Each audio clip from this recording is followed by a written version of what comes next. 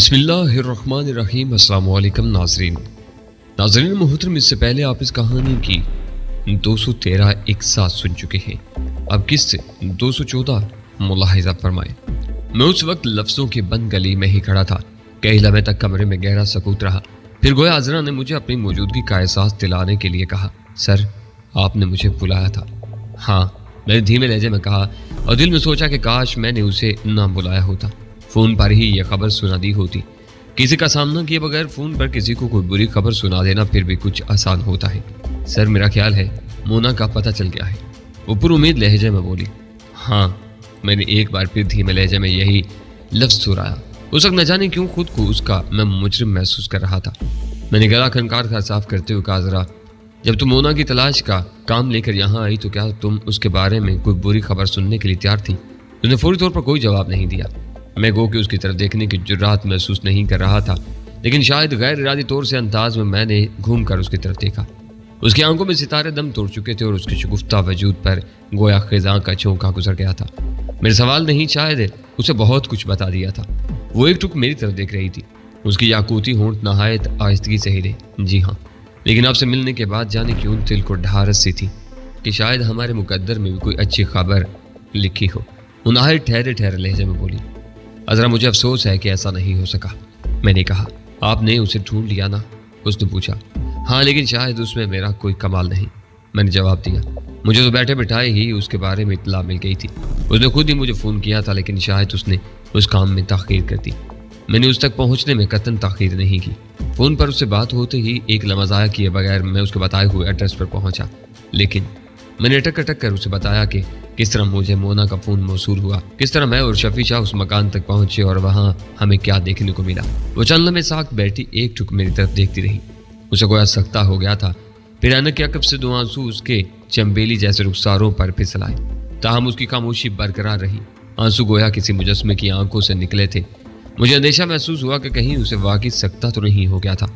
लेकिन उसी असना में उसका हाथ हरकत में आ लरजती हुई सफ़ेद सफ़ेद इस्तखानी सी उंगलियों से उसने नहायत आहिस्तगी से ऐनक उतारी। फिर मेज़ पर सर रखकर फूट फूट कर रोने लगी। मैंने उसे तसल्ली देने के लिए मुनासिब अल्फाज तलाश करने की कोशिश की, लेकिन तमाम अल्फाज मुझे खोखले, बेमानी और बेअसर से महसूस हुए। मैंने खामोश रहना ही बेहतर समझा। दिल का गुबार निकल जाना उसके हक में बेहतर था। कई मिनट तक उसकी सिसकियां कमरे में उभरती रही और उसका कमज़ोर सा वजूद खिज़ा रसीदा पत्ते की तरह कुर्सी पर लरजता रहा। आखिर में उठकर उसके करीब पहुंचा। मैंने उसके कंधे पर हाथ रख दिया। उसने सर उठाया और दोनों हाथों से यूं मजबूती से मेरा हाथ थाम लिया गोया किसी डूबते हुए इंसान को अचानक सहारा मुयस्सर आ गया हो। उसके हाथ गोया बुखार में तप रहे थे और उसकी मरमरी इस्तखानी उंगलियां गोया मेरे हाथों में कड़ी जा रही थी। मुझे कतई अंदाज़ा नहीं था कि उस बर्फ से वजूद में इतनी हरारत भी मौजूद हो सकती थी और वो पतले पतले से हाथ इतनी ताकत रखते थे। मैं तुमसे शर्मिंदा हूँ अज़रा, मैं तुम्हारे लिए कुछ नहीं कर सका। मैंने हकीकतन शर्मिंदगी से कहा। आप क्यों शर्मिंदा होते हैं सर? वह आंसू से भीगी आवाज़ में बोली, आपने तो मेरे लिए जितना कुछ किया है मैं उसका तसव्वुर भी नहीं कर सकती थी। मैंने सोचा भी नहीं था कि आप जैसा आदमी मेरी इतनी मदद करेगा। आप बहुत अच्छे हैं सर, मैं आपको कभी नहीं भूलूंगी। वो दीवानों की तरह अपने आंसू से भीगी आंखें मेरे हाथ पर रगड़ने लगी।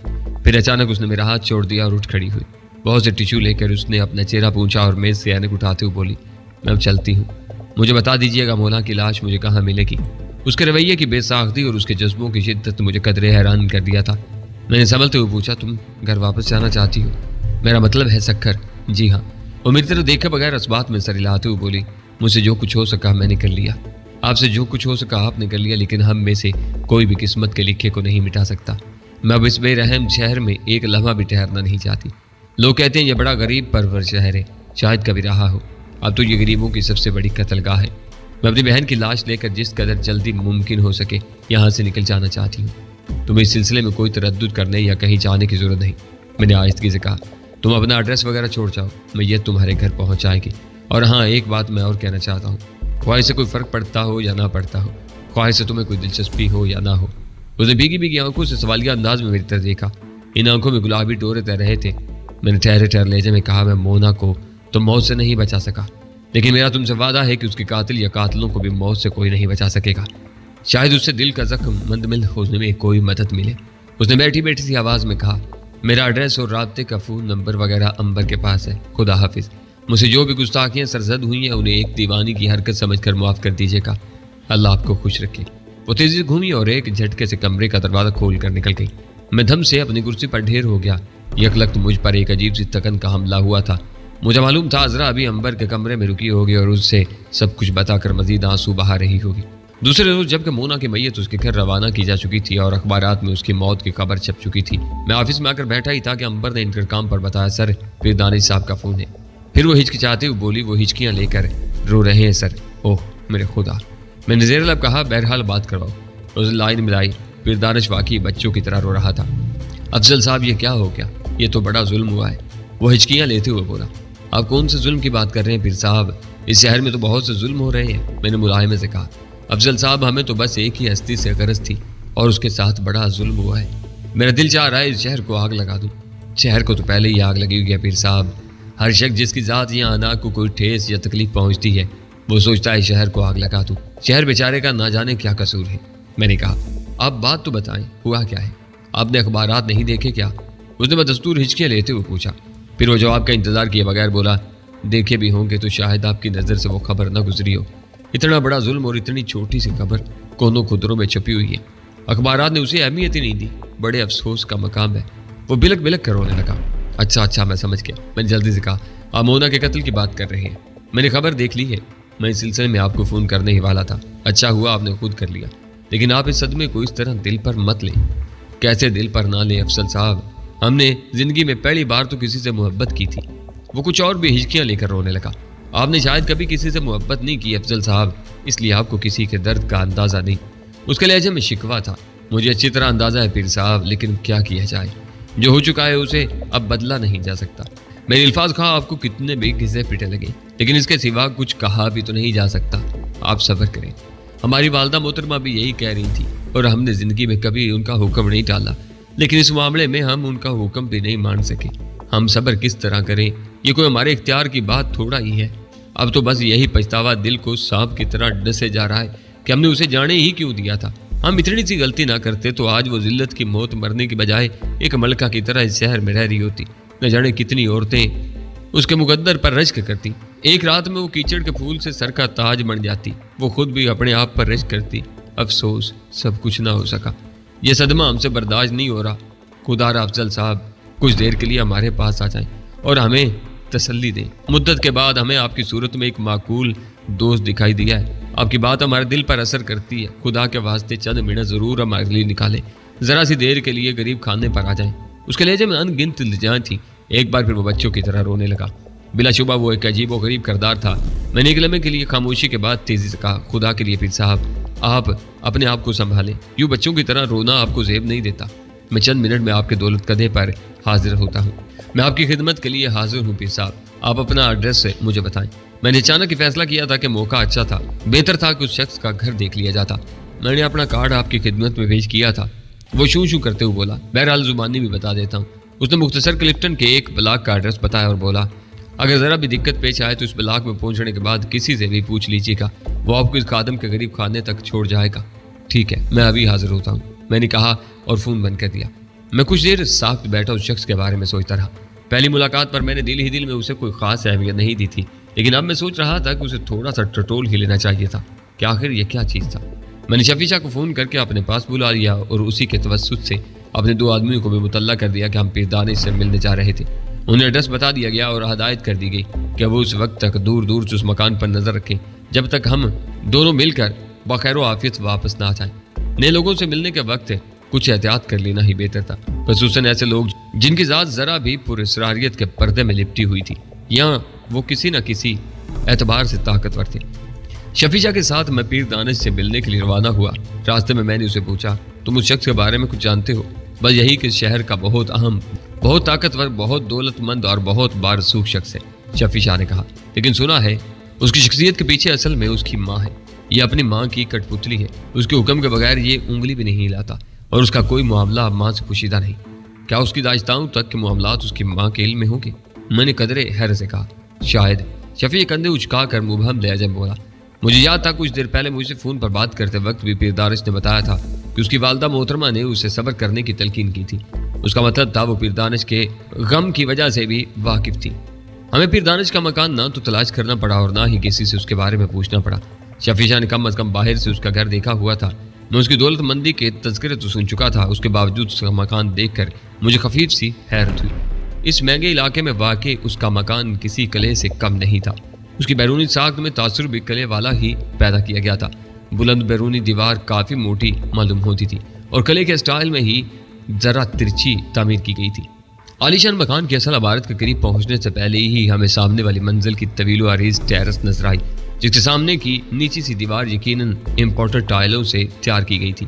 اس ٹیرس پر ایک جسیم عورت بغلوں میں ہاتھ دیے کھڑی تھی۔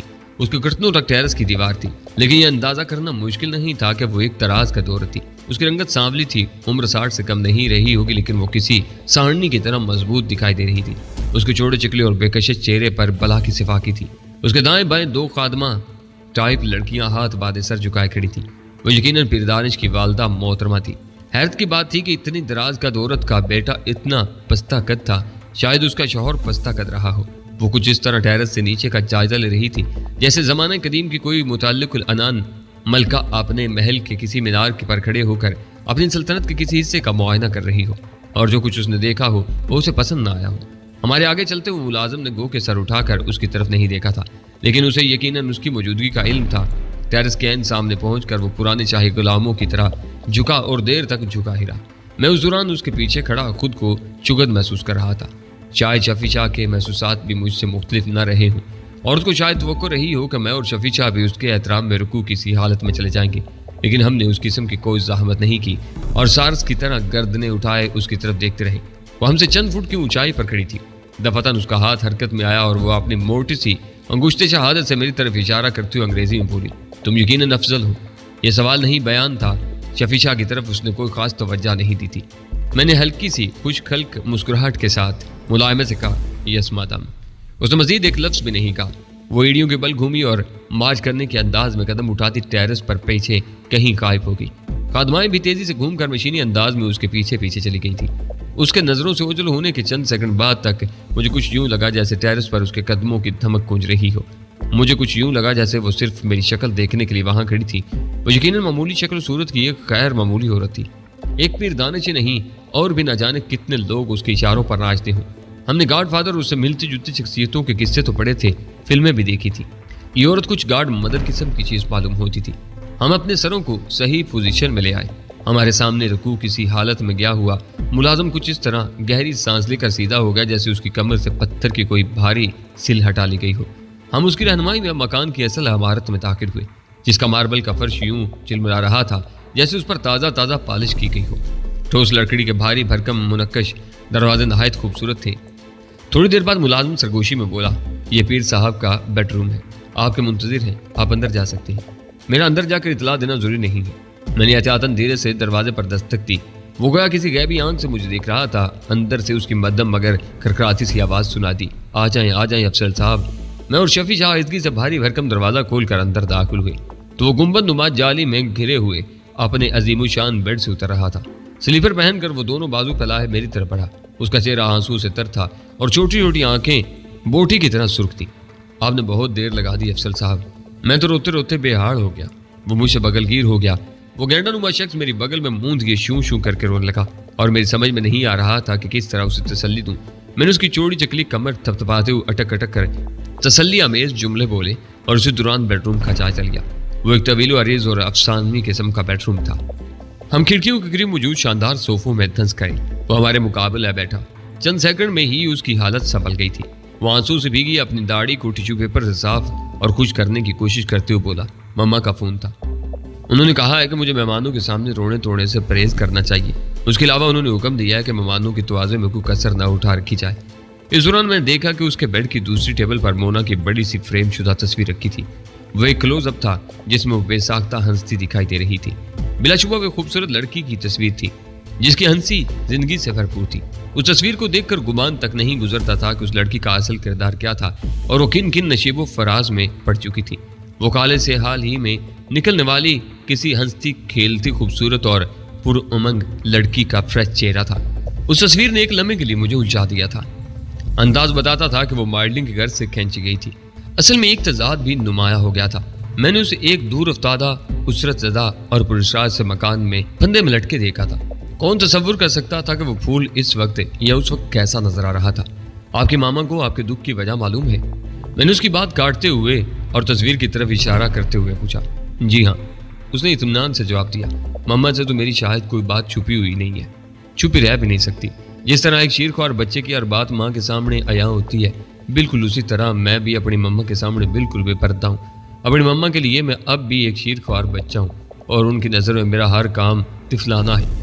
वो ज़रा हमारी तरफ को झुकते हुए ज़ेर लब मुस्कुराया। आप ये मत समझिएगा कि मैं इतना बड़ा होने के बावजूद इस तरह अपनी मम्मा की मुट्ठी में रहकर हमेशा ही खुश रहता हूँ, ऐसा नहीं है। कभी कभी मैं बड़ा बेचैन होता हूँ, मुझ में बगावत की ख्वाहिश उभरती है। मैं अपनी सी छोटी मोटी आज़ादाना हरकतें करता हूँ, अपने सामने अपनी खुद मुख्तारी का इजहार करने की कोशिश करता हूँ, लेकिन ऐसे कामों में मुझे हमेशा नुकसान या परेशानी उठानी पड़ती है। जिस काम में मम्मा की सरपरस्ती शामिल ना हो वो मेरे लिए मुबारक ही साबित नहीं होता। मम्मा जानने के बगैर मैं कुछ भी नहीं हूँ। फिर वो गोया बहरे अकीदत की गहराइयों से बाहर आते हुए सर झटका बोला। खैर छोड़िए इन बातों को, ये बताइए मैं आपकी क्या खातिर मदारत करूँ? मेरा ख्याल है पहले ड्रिंक्स का दौर चलना चाहिए। दुनिया की बेहतरीन ड्रिंक और कई किस्म की बेहतरीन वाइन्स मेरे तहखाने में मौजूद हैं। आप जो हुक्म करेंगे हाजिर हो जाएगा। इसके बाद खाने का दौर चलेगा। मेरा ख्याल है आप मेरे यहाँ के बारबेक्यू से बहुत लुत्फानंदोज होंगे। मेरे लान के एक बहुत बड़े हिस्से पर बारबेक्यू का इंतजाम है। चोलस्तान के तितर, कोयटा के बकरों की नाने, कश्मीर के मुर्गाबियाँ, भावलपुर के खरगोश, जो आप कहें रोस्ट करवा लिया जाए। वो मुतवक्का नजरों से मेरी तरफ देखने लगा। मैं और शफी शाह एक टुक उसकी तरफ देख रहे थे। उसकी आंखें बदस्तूर सुर्ख थीं, लेकिन आंसू खुश्क हो चुके थे। मैंने हल्की सी हंसी के साथ कहा, पीर साहब हम दोनों इस कदर एहतमाम के साथ खाने पीने के आदी नहीं हैं। हम तो मजदूर किस्म के लोग हैं, जब और जैसा मुयस्सर रहा खा लिया। इस वक्त तो कुछ खाने पीने की ख्वाहिश ही नहीं है। हम तो सिर्फ आपकी दिलजोई के लिए हाजिर हुए थे। फिर वही इनकसारी। उसने मुसरबाना अंदाज में हाथ मले। बाबा मैंने पहले भी कहा था कि इनकसारी अच्छी चीज़ है। मैं खुद अपने मिलने और अकीदतमंदों को इसकी तलकीन करता हूँ, लेकिन बड़े आदमियों को कभी कभी बड़ा आदमी भी नजर आना चाहिए। तो कल्लफ छोड़ें बाबा, आप तशरीफ ले आए, बस मेरी दिलजोई हो गई। मम्मा ने भी थोड़ी सी डांट पिलाई है। अब मैं वक्ती तौर पर इस सदमे को भूल गया हूँ। गोया ऊपर की मंजिल से उसकी मम्मा जानी का फोन भी बर वक्त ही आया था, वरना वो न जाने कब तक अपना तरबूज जैसा सर मेरी बगल में घुसेड़े शू शू करता रहता। मुझे उसकी तशवीह के लिए अल्फाज तलाश करना पड़ते। जब तक कोई जज्बा दिल से न फूटे उसके लिए अल्फाज तलाश करना भी मुश्किल होता है, और उसमें इतनी तासीर भी नहीं होती कि बगैर लफ्ज़ों के उसका इजहार हो जाए। पीरदाने से फरागत हासिल करने के बाद मैं और शफी शाह वापस चल पड़े थे, लेकिन एक काम करना मैं नहीं भूला था। मैंने कुछ अपने आदमियों को पीर दानिश की खबर रखने के लिए तैनात कर दिया था। बातों बातों के दौरान अचानक शफी शाह को जैसे कुछ याद आया। वो जरा चौंक कर बोला, सर हम इधर उधर के चक्रों में कुछ ज्यादा ही उलझ गए हैं। कारोबार के बारे में बात करना याद ही नहीं रहता। आपको मालूम है इंग्लैंड से मिस्टर जॉन डी ब्राइन आ रहे हैं। हाँ, मुझे कल लंदन से उनके सेक्रेटरी का फोन आया था। मुझे याद आया, mister John De Brine England में हमारे एक्सपोर्ट के माल के एक बड़े खरीदार थे। वो लेदर गारमेंट्स का कारोबार करने वाली एक बड़ी कंपनी के सदर थे। वो खास तौर पर हमसे कुछ नए मामला तय करने के लिए आ रहे थे। शफीजा बोला, सर ये भी अच्छा है कि आप इत्तेफाक से कराची ही में मौजूद हैं।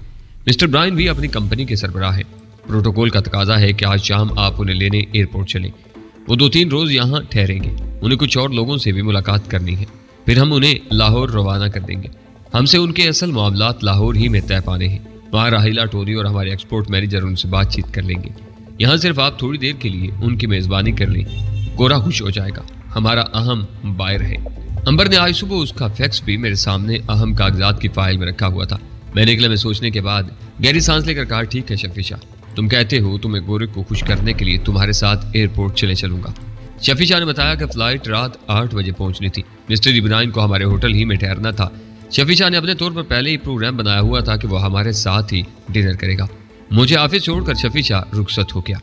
फरागत के दौरान मैंने रहीम गुल से राब्ता कायम किया, तो उससे भी मुझे पता चला कि मोना के मामले में उसने तफ्तीश शुरू ही की थी कि उसे पीर दानिश की माँ की तरफ से फोन आ गया था। वो उससे मुलाकात करना चाहती थी, लेकिन अभी तक रहीम गुल उससे मिला नहीं था। डिब्राइन के फ्लाइट के वक्त हम लोग एयरपोर्ट पहुंच चुके थे। उन्हें रिसीव करने के बाद हम निकलने ही वाले थे कि राइवल लाउंज के दूसरी तरफ डिपार्चर लाउंज था। सीढ़ियों पर भी बहुत से लोग चढ़ते उतरते दिखाई दे रहे थे। कुछ खुद मुसाफिर थे और कुछ मुसाफिरों को अलविदा कहने वाले। उन्हीं के दरमियान मैंने एक सरोकत कामत लड़की को नहायत अफसराना अंदाज में सीढ़ियां उतरते देखा। उसकी तरफ मेरी तवज्जो मबजूल होने की वजह शायद यह भी थी कि उसके दाएं बाएं दोनों तरफ 2 मुसल्ला और बावर्दी मुलाजिम चल रहे थे। हालांकि उन दिनों शहर में मुसल्ला और बावर्दी गार्ड्स नजर आना कोई काबिल तवज्जो बात नहीं थी। उसके बावजूद खवातीन के साथ गार्ड्स कम ही देखे जाते थे। شاید اس لیے میری توجہ اس لڑکی کی طرف چلی گئی تھی، لیکن پھر مجھے احساس ہوا کہ وہ لڑکی ویسے بھی قابل توجہ تھی۔ ریشم کی طرح چمکتے بالوں کا خوبصورتی سے جوڑا بنا ہوا تھا۔ وہ چند زیورات بھی پہنے ہوئے تھی جو دور ہی سے جھلملاتے دکھائی دے رہے تھے۔ اسے اندازہ کرنا مشکل نہیں تھا کہ وہ ڈائمنڈز کے تھے۔ یہ بھی قدر حیرت کی بات تھی کہ وہ ڈائمنڈ پبلک مقام پر پہنے پھر رہی تھی۔ وہ ڈپارچر لاؤنج سے واپس آ رہی تھی۔ اس کے ساتھ کوئی سامان نہیں تھا۔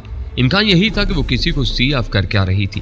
ہم پرائیویٹ پارکنگ لاٹ کی طرف جا رہے تھے اور اس سے بھی غالباً ادھر ہی جانا تھا، اس لیے اس کا اور اس کے گارڈز کا رخ ہماری طرف ہی ہو گیا۔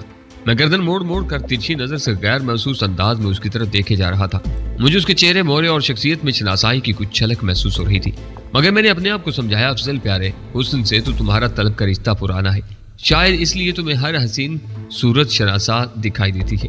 اس دوران وہ لوگ ذرا قریب آ گئے۔ اس کے راستے میں ایک جگہ دائرے میں اونچے کھمبوں پر تیز نارنجی سے روشنی دینے والی لائٹس لگی ہوئی تھی۔ ان کے نیچے سے گزرے تو تیز روشنی ان کے چہروں پر پڑی۔ ایک لمحے کے لیے بالکل یوں محسوس ہوا جیسے کوئی اداکارہ اپنا شاٹ دینے کے لیے تیز روشنی میں کیمرے کے سامنے آئی ہو۔ گارڈز کے چہروں سے تو ظاہر ہے مجھے کوئی دلچسپی نہیں تھی، میں صرف لڑکی کی طرف متوجہ تھا، اور اس ایک لمحے میں اس کا ہر نقش اپنی تمام تر جزویات کے ساتھ نمایاں ہو گیا تھا۔ مجھے کچھ یوں لگا جیسے کسی نے بجلی کا ننگا تار میرے جسم سے مس کر دیا ہو، جس میں کئی ہزار وولٹ بجلی توڑ رہی تھی۔ یہ احساس تو صرف ایک ثانیہ کا تھا، لیکن اس کے بعد بھی میرے اعصاب میں چنچناہٹ جاری رہی۔ میں گویا بالکل بھول گیا تھا کہ میں کس کے ساتھ تھا، کہاں جا رہا تھا اور میری آمد کا مقصد کیا تھا۔ ایک آندھی سی آئی تھی جو ساری سوچیں اڑا کر لے گئی تھی۔ وہ لڑکی اور اس کے دونوں گارڈز اب کچھ اور قریب آ چکے تھے۔ وہ کنکریٹ کی دوسری روش پر ہمارے قریباً متوازی چلنے لگے تھے۔ لڑکی اسی طرح ایک شان بے نیازی اور نخوت سے سر اٹھائے گارڈز کے درمیان چل رہی تھی۔ وہ تینوں بھی یقیناً پارکنگ لاٹ کی طرف جا رہے تھے۔ میں نے جھرجھری سے لے کر جھٹکے سے سنبھلنے کی کوشش کی جو اس لڑکی کو پہچان کر مجھے لگا تھا، لیکن اس کے ساتھ ہی ذہن میں سخت کشمکش شروع ہو گئی تھی کہ مجھے کیا کرنا چاہیے تھا۔ میں اس وقت عجیب سی صورتحال میں پھنسا ہوا تھا۔ اگر میں اپنے غیر ملکی مہمانوں کو چھوڑ کر بھاگتا تو وہ میرے بارے میں بلکہ پورے پاکستانی معاشرے کے بارے میں ہی نہ جانے کیا سوچتے۔ شاید ان باپ بیٹی نے محسوس بھی کر لیا تھا کہ میں اس لڑکی کی طرف متوجہ تھا۔ کوئی بعید نہیں تھا کہ سلویا نے تو اس میں اپنی توہین بھی محسوس کی ہو کہ میں اس جیسی نوخیز اور سفید فام لڑکی کی موجودگی میں کسی اور طرف متوجہ تھا، لیکن اس کی وجہ ان کے وہم و گمان میں بھی نہیں آ سکتی تھی۔ شفیع شاہ نے میرے اضطراب کو محسوس کر لیا تھا، لیکن اس کی وجہ سمجھ سکتا تھا کیونکہ اس نے بھی لڑکی کو پہچان لیا تھا۔ اس کے چہرے پر بھی ایک لمحے کے لیے سلسلے کے آثار ابھرے تھے، تاہم بظاہر وہ بھی میری ہی طرف پرسکون نظر آ رہا تھا۔ مونا اور ایک دوسری لڑکی کی بےہودہ فلم ہم دونوں نے اکٹھے بیٹھ کر ہی دیکھی تھی۔ یہ وہی دوسری لڑکی تھی۔ مجھے یقین تھا کہ میں نے اسے پہچاننے میں غلطی نہیں کی تھی، لیکن اس کی شان و شوکت، اس کا پرنقوت انداز ہمیں الجھن میں مبتلا کرنے کے لیے کافی تھا۔ اس قسم کے کام کرنے والی لڑکی کی یہ شان و شوکت تو نہیں ہونی چاہیے تھی۔ اس نے اس فلم میں خواہ مجبوراً کام کیا تھا یا اپنی خوشی سے، دونوں ہی صورتوں میں اس کا یہ رکھ رکھاؤ ہمارے لیے حیران کن تھا۔ فلم دیکھ کر نہ جانے کیوں ہمارے ذہن میں یہ امکان نہیں ابھرا تھا کہ وہ اس طبقے کی لڑکی بھی ہو سکتی تھی جس طبقے کی اس وقت نظر آ رہی تھی۔ وہ فلم میری نظر میں ایک چیپ قسم کی چیز تھی اور اسی اعتبار سے مجھے وہ لڑکی بھی چیپ دکھائی دی تھی، مگر اس وقت تو اس کا روپ، اس کا انداز ہی بدلا ہوا تھا۔ بعض لوگوں کی اصل شخصیت مایوس کن ہوتی ہے، لیکن فلم میں وہ پرکشش دکھائی دیتی ہے۔ اس لڑکی کا معاملہ الٹ تھا۔ فلم میں وہ اپنی تمام طرح شرخیز حرکتوں اور جلوہ نمائی کے باوجود ایسی متاثر کن دکھائی نہیں دیتی جیسی اس وقت معززانہ لباس میں، بیش قیمت زیورات میں اور اپنے پرنقوت انداز کے ساتھ دکھائی دے رہی تھی۔ اس کی شخصیت میں گویا کسی طلسمی ہاتھ نے ایک نئی آب و تاب بھر دی تھی۔ بے شک دولت کی بھی ایک آب و تاب ہوتی ہے، لیکن شخصیت میں بھی کوئی بات ضرور ہونی چاہیے، ورنہ بعض اوقات دولت بھی کچھ نہیں کر پاتی۔ ہم لوگ پارکنگ لاٹ میں جا پہنچے تھے جہاں بہت سی کاریں موجود تھی۔ وہ لڑکی گارڈ کے ساتھ سرخ رنگ کی ایک شاندار چمچم کرتی پیش قیمت مرسیڈیز کے پاس پہنچ کر رک گئی تھی۔ اس گاڑی کے شیشے ہلکے رنگین تھے، تاہم اتنا اندازہ ہو رہا تھا کہ گاڑی میں کوئی اور بھی موجود نہیں تھا۔ ایک گارڈ چابی سے اگلا دروازہ کھولنے لگا تھا۔ ہم بھی اپنی گاڑیوں کے قریب پہنچ چکے تھے۔ میں گردن ذرا موڑ کر اس لڑکی کی طرف دیکھنے پر مجبور تھا۔ میرے خیال میں یہ فیصلے کا لمحہ تھا، اگر میں اس گاڑی میں بیٹھ کر اپنے معزز مہمانوں کے ساتھ چل دیتا تو عین ممکن تھا کہ باقی تمام زندگی کے دوران کبھی مجھے اس کی جھلک بھی نظر نہ آتی۔ بہت بڑے اور بے ہنگم طریقے سے پھیلے ہوئے شہر کچھ ایسے ہی ہوتے ہیں، کبھی اچانک اور اتفاقاً ہی کوئی ایسی ہستی ٹکرا جاتی ہے جس کے بارے میں آپ نے سوچا بھی نہیں ہوتا۔ یہ محض میری خوش قسمتی تھی کہ وہ زندہ سلامت چلتا پھرتا سراغ اچانک ہی میرے سامنے آ گیا تھا۔ ضروری نہیں تھا کہ دوبارہ بھی ایسا ہوتا۔ لڑکی کو بھی یقیناً احساس ہو گیا تھا کہ میں اس کی طرف متوجہ تھا، لیکن شاید یہ اس کے لیے کوئی نئی بات نہیں تھی۔ قدم قدم پر نہ جانے کتنے لوگ اس کی طرف متوجہ ہوتے ہوں گے۔ وہ چیز ہی ایسی تھی، اور مردوں کی اس توجہ کے جواب میں وہ شان بے نیازی دکھانے میں بھی یقیناً ماہر تھی۔ बज़ाहिर उसने एक तायराना नजर भी हमारी समत में नहीं डाली थी, लेकिन मुझे यकीन था कि उसने मुझे देख लिया था। बज़ाहिर ना देखना, लेकिन फिर भी आपको देख लेना बाज औरतों की अदाएं खास होती है। वो गाड़ी में बैठ चुकी थी। एक गार्ड ने ड्राइविंग सीट संभाली थी, दूसरा उसके बराबर बैठ गया था। लड़की पिछली सीट पर अकेली थी। गार्ड ने उसके लिए दरवाजा खोला और बंद कर दिया था। गाड़ी अब रिवर्स हो रही थी। हमारे उसके दरमियान चंद गाड़ियों का फासला था। आखिर मैंने कशमकश के इन चंद लम्हों के बाद फैसला कर ही लिया। मैंने शफी शाह से कहा, तुम सब लोगों को लेकर होटल पहुंचो, मुझे एक बहुत जरूरी काम याद आ गया है जिसे करना मैं भूल गया था। मैं अपनी गाड़ी ले जा रहा हूँ, जरूरत पड़े तो यहाँ से किराए की गाड़ी या टैक्सी ले लेना। मैं कुछ देर में पहुंच जाऊंगा या फोन करूंगा। मिस्टर ब्रायन हैरान परेशान नजर आ रहे थे। शायद दिल ही दिल में उन्होंने पाकिस्तानी तर्ज हयात की बदनज़मी पर अफसोस भी किया होगा कि जिसमें एक बड़ा बिजनेसमैन अपनी जरूरी काम करना भी भूल जाता था। शायद उसके पास अपने काम करीने और तरतीब से अंजाम देने का कोई निज़ाम ही नहीं था। मैंने उनसे बेपनाह मुआज़रत की। वो मुरब्बत के मारे कोई बात नहीं की गर्दान करने लगे। सिल्विया मुस्कुराते हुए लेकिन जरा चुपते हुए लहजे में बोली, अफजल मेरा ख्याल है इस किस्म के काम आपको इस तरह अचानक याद आते होंगे। मैंने उसके तंज को नज़रअंदाज कर दिया। मैं उस वक्त ऐसी बातों को नज़रअंदाज करने के लिए तैयार था। मैंने मुलायमे से कहा, नहीं ऐसी कोई बात नहीं है, हमेशा इस तरह नहीं होता, पहली बार हुआ है। शफी शाह जो असल बात समझ रहा था गहरी संजीदगी से बोला, मैं आपके साथ चलता हूँ। नहीं, इसकी जरूरत नहीं, तुम मेहमानों के साथ जाओ। मैंने फैसला कुन लहजे में कहा। मैं नहीं चाहता था कि मिस्टर ब्रायन सिल्विया बुरा महसूस कर जाए। अगर बिजनेस का असल मालिक नहीं तो कम अज कम नंबर 2 आदमी तो उनके साथ चला जा रहा था। उस वक्त तक सुर्ख मर्सिडीज पार्किंग लॉट की हदूद से बाहर निकल चुकी थी और छोटी सड़क की तरफ मुड़ रही थी। जल्द ही वो नजरों से ओझल हो सकती थी। मैं कोई खतरा मोल नहीं लेना चाहता था। बाज़ औक़ात ऐसे मौक़ों पर किस्मत मजाक भी कर जाती है। मैं सबके तासरात को नजरअंदाज करते हुए अपनी मर्सिडीज में बैठा और मैंने गाड़ी बहुत तेजी से रिवर्स की। उसके बावजूद जब मैं छोटी सड़क पर पहुंचा तो तब तक सुर्ख मर्सिडीज कम रोशनी और ज्यादा गाड़ियों में मेरी नजर से ओझल हो चुकी थी। ताहम मुझे इत्मीनान था कि अभी वो मेन रोड तक नहीं पहुंची होगी।